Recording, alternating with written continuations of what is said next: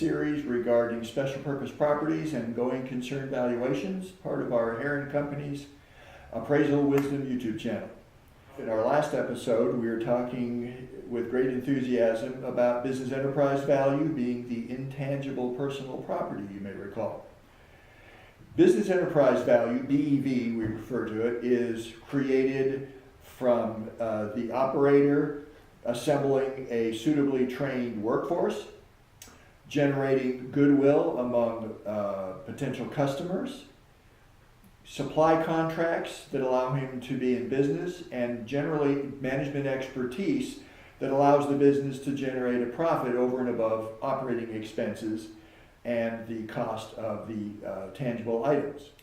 Now, let me show you here in this simple graphic. This is an image from an article I wrote a couple of years ago for Orange County Lawyer.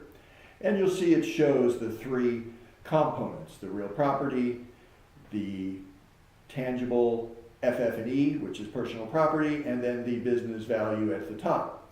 Now, if a going concern operation is generating a certain level of revenue in January, let's say, that creates and supports a certain amount of business enterprise value.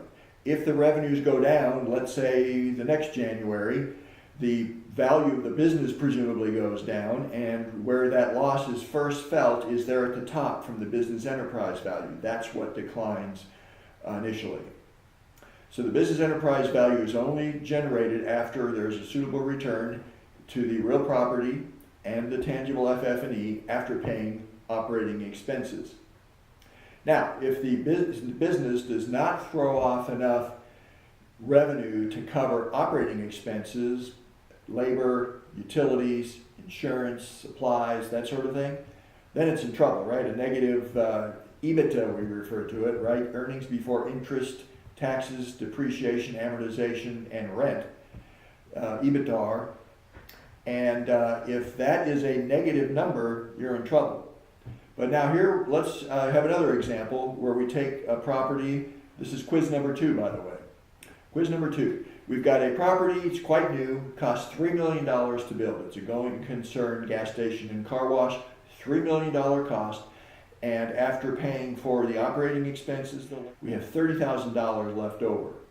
We have not paid anything, there's no rent paid, there's no mortgage payment, just $30,000 in net operating income, EBITDAR. Question, true or false, or yes or no? Is that a good thing? Is that a good outcome? $30,000 net from that operation for a $3 million property. Here we go again.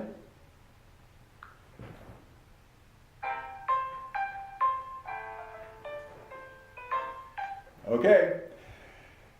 Time is up, the pens are down.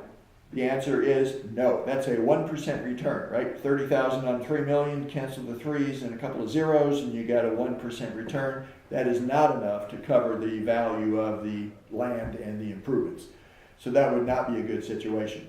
Cases like that, you want your appraiser to be able to recognize that and understand where we go with that. There are some things we do to deal with that kind of situation, and that's important to be able to sometimes in the middle of an assignment say, whoa, Nelly, and sit down and talk over with the client where we stand on that. Not all special purpose properties must have the full going concern analysis of the business. There are some exceptions, one being sometimes a fast food restaurant will allow you to do it in a little more conventional fashion. That's partially because there may be a market in a given area for a large number of fast food restaurants that leased and sold as leased investments, or they sold without the business value. And in that case, then the conventional analysis of a price per square foot may work. As that famous commercial appraiser Mick Jagger once said, you can't always get what you want. And by the way, did you know that before he chose his given profession, Mick was actually an economics college student? But I digress. But it is true, though, sometimes you can't get no satisfaction in obtaining income and expense information in performing a going concern analysis of a business. In that case, there's sometimes assumptions and hypotheticals we can invoke. That's something that should be talked about again between client and appraiser when that situation comes up. In the next video, we'll be tying it all together with a recap. So once again, I thank you for being with me, and I will see you in the next episode of our exciting tale.